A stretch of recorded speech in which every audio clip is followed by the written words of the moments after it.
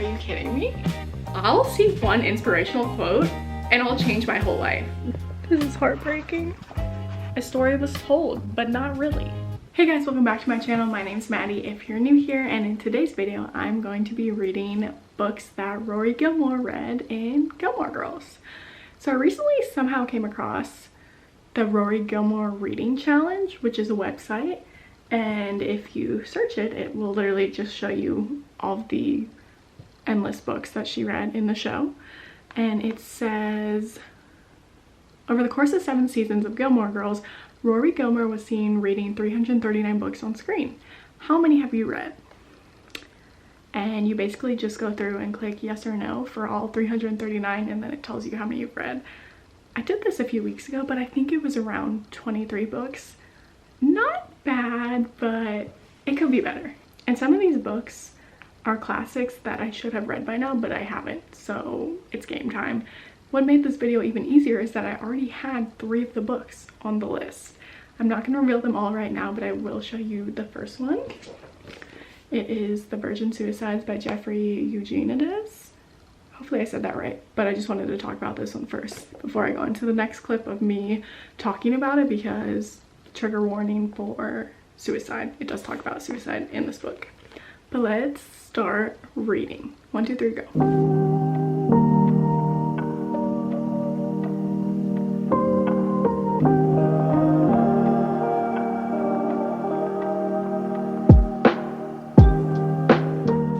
So the first book I started for this video is The Virgin Suicides by Jeffrey Eugenides.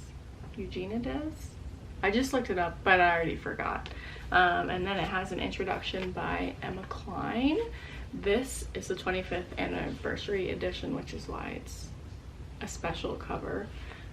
So this is considered a modern classic, and after reading the first few chapters, I would definitely agree with that, because although it was just published in 1993, it's giving very much so like the classics I used to read in my communication classes, my classical rhetoric classes. It's reminded me of those books, which is why I am kind of enjoying it, even though I typically read for escapism and entertainment. This is giving me a sense of entertainment, even though it's not all that thrilling. Should I tell you guys what the book is about? It says, in a quiet suburb of Detroit, the 5 Lisbon sisters, beautiful, eccentric, and obsessively watched by the neighborhood boys, commit suicide one by one over the course of a single year. As the boys observed them from afar, transfixed, they piece together the mystery of the family's fatal melancholy in this hypnotic and unforgettable novel of adolescence, love, disquiet, and death. So it's narrated by the neighborhood boys that are watching them from afar, and although like I know we're not gonna find out why the 5 sisters committed suicide from the sisters' viewpoint, it's kind of, I don't know, the whole book is kind of like a poetic kind of book. It's still kind of interesting, even though like right off the bat we know we're not gonna find out what happened because nobody left any notes or anything. However, they did find the first sister that committed suicide, Celeste. She left behind a diary, and it didn't talk much about her being unhappy or anything, but there was one part where after the boys read it and kind of analyzed it, they said something that I really liked and stuck out to me. We felt the imprisonment of being a girl, the way it made your mind active and dreamy, and how you ended up knowing which colors went together. We knew that the girls were our twins, that we all existed in space like animals with identical skins, and that they knew everything about us, though we couldn't fathom them at all. We knew finally that the girls were really women in disguise, that they understood love and even death, and that our job was merely to create the noise that seemed to fascinate them. Are you kidding me? I would have annotated the shit out of that if I had read this book in college. That I would have wrote a 10-page paper on that paragraph there alone. Like, I'm not even kidding. My other thoughts on the book before I get too lost in that quote is, although the first maybe 20 pages it was kind of hard to get into because they're throwing names out all over the place, and it's not heavy on dialogue, it's basically just storytelling. Once you're in it, you want to keep reading it. So honestly, my best suggestion is to read this book in one sitting or one day, because if you put it down for too long, you're gonna be like, what the hell is happening? Because it just seems like there are a lot of run-on sentences or like paragraphs. They just keep flowing from one thing, and then the author gets sidetracked and goes right into the next thing. And so, and the chapters are long, so you'll get confused if you put this down a lot. And I hope I don't have trouble with that. I hope I'm able to get some good reading in tomorrow night. So far, I'm liking it, which is crazy. I would have never thought to pick this up anytime soon if I wasn't filming this video. Okay, I just talked for 6 minutes on the first clip, so I gotta go. Bye. Good night. Hey guys, so it's Tuesday. I started reading The Virgin Suicides on Monday, and I just wanted to update you guys because the clip I filmed last night, I had such high energy and it made it seem like I was liking the book, but I wasn't. I was liking the book, but I was more so loving that one quote. But right now, I had to update you guys because I'm falling asleep. So there's this one part where it just goes in for 10 pages about this kid that has a crush on one of the Lisbon sisters. And I get it, this book is showing how the male gaze operates. I mean, it was literally written by a man, so yeah, he doesn't understand what it's like being a woman. But this part is pissing me off because they've introduced so many characters and like little names just for a second or like a few sentences or a paragraph, and then you don't have to think about it again. But they're talking about this kid for literally 10 pages and I don't know why. I don't know what it has to do with anything, and it's putting me to sleep. That was kind of harsh, but I'm gonna keep reading. I'm sure it has a point. I'm just kind of tired right now. Hey guys, it's Wednesday. I'm on page 160, and I don't know if this is gonna sound crazy or if some people may agree. This book is kind of reminding me of, not the whole book, parts of the book are reminding me of the Lorax, the original movie or story or video, whatever that was, that I feel like I remember watching in school when I was really young. But the way the narrators are talking about the decline of the Lisbon house, about how like the roof is falling apart and the yard and stuff like that, it's kind of reminding me of like when all the trees were gone in the story of the Lorax. I don't even know what the world or place is called, and it's just like slowly the bad person is cutting down every single tree. It's just kind of reminded me of that like dark narrative. I don't know, maybe because both situations are dark, but yeah, that's my thoughts for today. I'll update you guys when I finish it. Hey guys, so I'm back with an update. I finished The Virgin Suicides and I have a few thoughts, and I promise I won't talk too long because I feel like I already talked a lot about this book. Overall, 2-star rating. I was shocked to find out that there's a movie on this, which I just don't know how you can make a movie out of this because I feel like you never really got any answers, which is also part of the book. I just jotted down some notes on my phone. Interesting concept about a book is it's a story about the Lisbon sisters, and you never hear from the Lisbon sisters the whole entire time of the book. Like, it's just from an outsider's perspective. And I saw someone else make this comment on Goodreads, and it feels like it just, that book never really begins. Right away, from the first paragraph, you know one of the sisters dies, and then you know all of them die, but it's kind of telling that story. But since we never hear from the Lisbon sisters, I don't know, I agree with that comment. It feels like the book never really started. And then I was just looking up some arguments about this book, or like bad reviews, and people think that it romanticizes suicide, and I don't think it romanticizes it at all. I think the whole thing is incredibly sad, so I don't necessarily agree with that argument. I think it's a very dark and twisted book, And then I just don't know what I was supposed to take away from it. Normally when you read all these like classic books in high school and college, I can pull a lesson or multiple lessons from the book, but I just feel like there was no message here. There were a few quotes that I really liked. I know I shared one earlier in the video, but the message is essentially that nobody understood the Lisbon sisters and they never will. And for some reason that really bothers the boys who narrate this tremendously. And that's kind of what I took away from it. I don't know, 2 stars. I wouldn't, like I said earlier, I pick up books to disconnect, for entertainment, to turn my brain off, and this is one of these books. Although it was easier to read than I originally thought or originally predicted, it wasn't like a light, fun read. I wasn't giggling or laughing or entertained or blushing. It was just a book. A story was told, but not really. So there's that. On the other hand, I have started Pride and Prejudice. I am 25% through.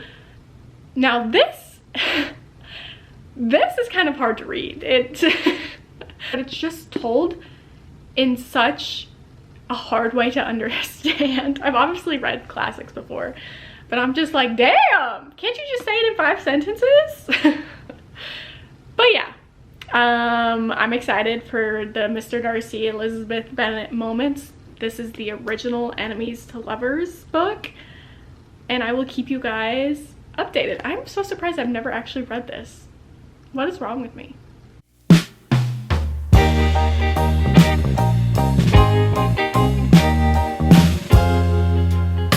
Hey, just me in the same spot again.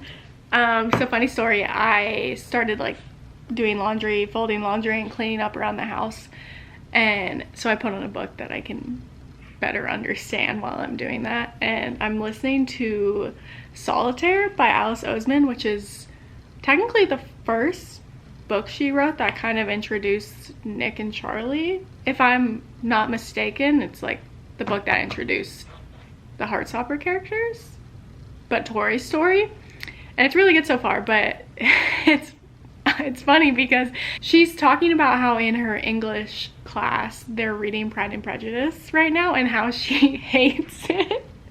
She says it's so cliche and that the women only care about the men and the men don't care about anything except Darcy. She's like, Darcy, I don't mind so much. So that's just funny. What are the odds? So yeah, I'm gonna go back to listening to that and then maybe reading Pride and Prejudice in a little bit. Hey guys, it is now 2 days since I vlogged. Listen, I get it. These books are works of art and I can see why people love them, but it's just taken me a minute to get through, you know? The story itself is good. It's just all of the explanations and interactions are so long-winded. I'm like, that could have been 1 sentence. And I get it, this is from a different time period, but like, damn. This book had me thinking I'm stupid. I have a little over 100 pages to go.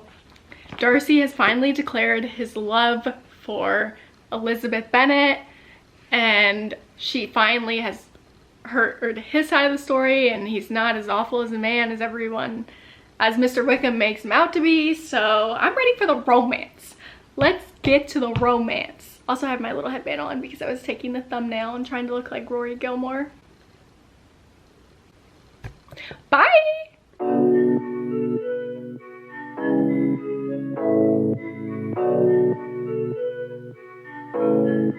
I feel nervous talking about these books because obviously they're well-loved classics, but I just don't think I'll pick up another classic for a while. And you know, I explained earlier, reading is for entertainment and being able to disconnect and turn off my brain, and these classics are so well written that I gotta keep my brain on.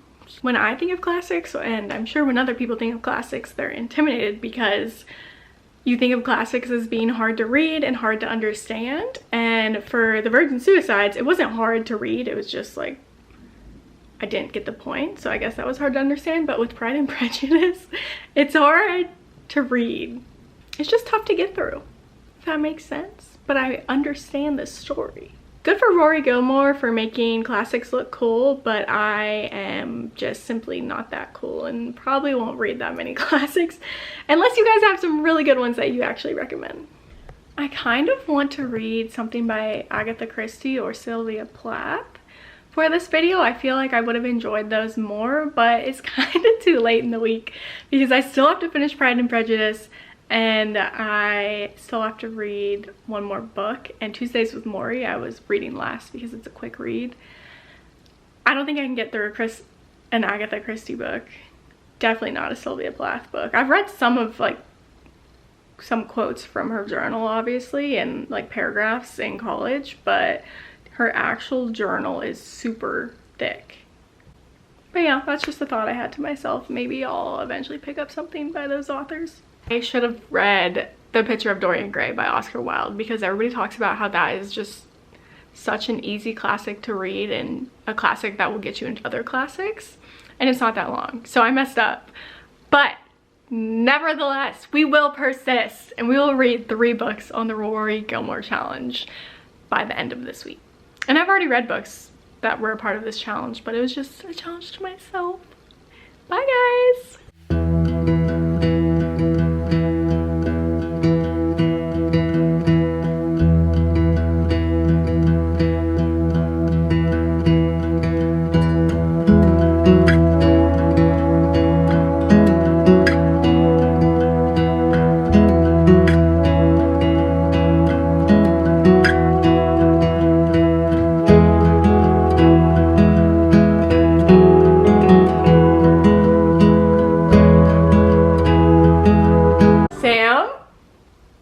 What are your thoughts on Pride and Prejudice, the 2005 version of... I thought it was pretty good. I mean, I had no idea what the story was about, Pride and Prejudice, so... It was so good, holy crap. It was definitely giving Little Women vibes, though, with, like, all the girls. Yeah, the sisters. It was so good. I will give you guys an update tomorrow because I did finish the book and start Tuesdays with Morrie, but it's... But I don't think you're allowed to cry at the movie because you hated the book so much. Stop! So. I'm editing that out. Okay. I'm kidding. Listen, I did shed a tear for the movie. I loved the movie. The movie made me like the book better, but I'll explain that tomorrow. Bye, guys. Hey, guys. It is now Saturday. I started this challenge almost 2 weeks ago. I'm allowed to keep wearing the same sweatshirt every day because I don't actually leave the house, so it's not dirty, right? I have washed it during this video, though. So... you saw my little montage yesterday. You saw me and Sam watching the Pride and Prejudice movie, the 2005 version. So I have some thoughts.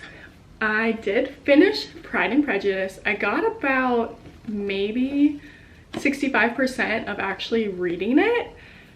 And then I was like, if I don't listen to the audiobook while I'm working, I'm not gonna finish this in time for the video. So when I loaded up the audiobook, I had about 3 hours left to listen to, and I listened to it all Thursday night and Friday morning while I was working because I hate when work gets in the way of my booming YouTube career. When I finished the book, I didn't have the best opinion of it. Let's just get this out of the way. It's not my favorite classic. However, watching the movie did make me like it more. I feel like I'm not allowed to like the movie if I didn't like the book, but you know what? I am allowed to like the movie. I have some thoughts about the book. It's just not what I thought it was going to be, okay? And maybe it went over my head a little bit, the banter between Mr. Darcy and Elizabeth. I could catch glimpses of them flirting or like disagreeing and stuff like that, but I better saw it in the movie. And so now after watching the movie, I'm like, oh, that's what was happening in the book. I just didn't put it all together very well. I was like, how are these two people in love? Nothing ever happened. And then once I saw the movie, I was like, okay, I get it. I'm being ridiculous. This is what I wrote after finishing the book and also seeing the movie.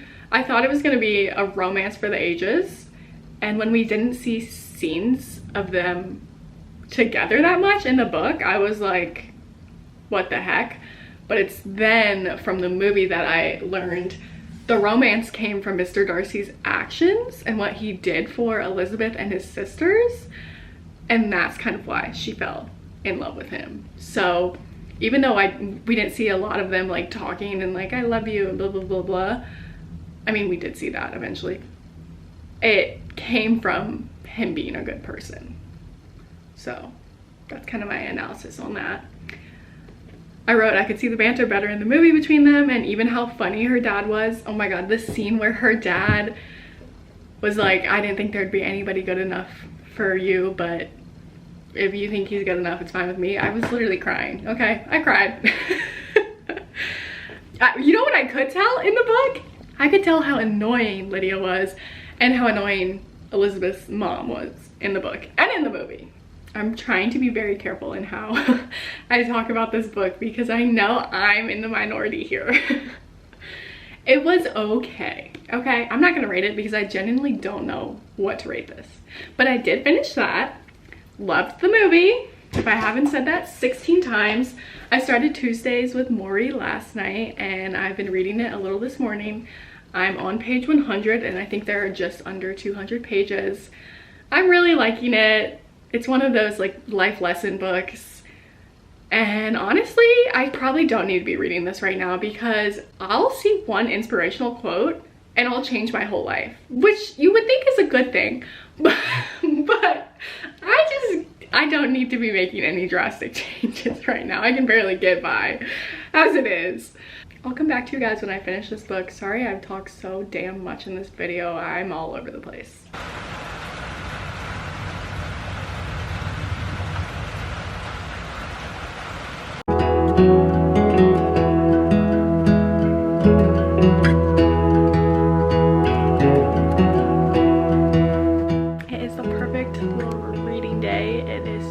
It's raining outside and I am just having a good time reading this book. It's sad, but I like it. Okay, here are some quotes that have made me emotional while reading this book.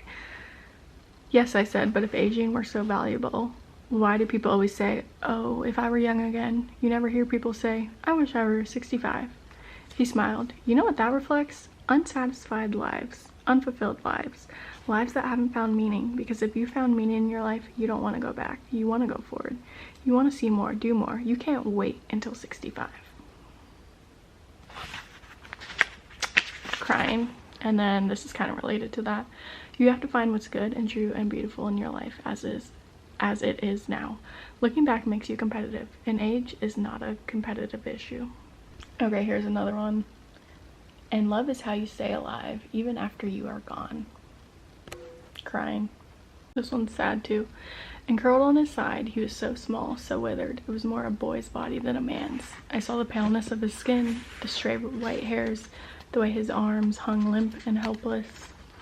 I thought about how much time we spend trying to shape our bodies, lifting weights, crunching sit-ups, and in the end, nature takes it away from us anyhow. Damn. Okay, last one for now. In the beginning of life, when we are infants, we need others to survive, right? And at the end of life, when you get like me, you need others to survive, right? His voice dropped to a whisper. But here's the secret. In between, we need others as well. True. This book is destroying me. Okay, here's another quote. As long as we can love each other and remember the feeling of love we had, we can die without ever really going away.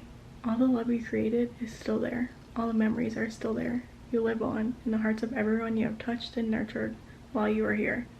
Death ends a life, not a relationship. Nobody look at me. Oh, this is heartbreaking. And it's based on a true story too. Oh my god, I just finished it. The dedication, now that I know the story about his brother. I can't do this. This book is dedicated to my brother Peter, the bravest person I know. Oh my god. This book is emotional. You will be feeling all the feelings, but you definitely need to read it. 5 stars.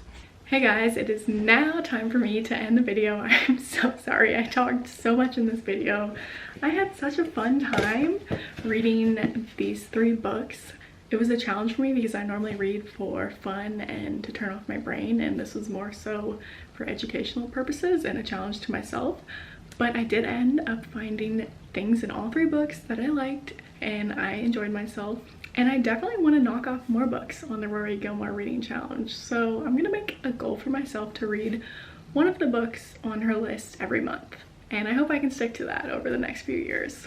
If you guys enjoyed this video, don't forget to give it a big thumbs up and subscribe down below because I only post book content on this channel. Why would I post anything else? All right, thank you guys.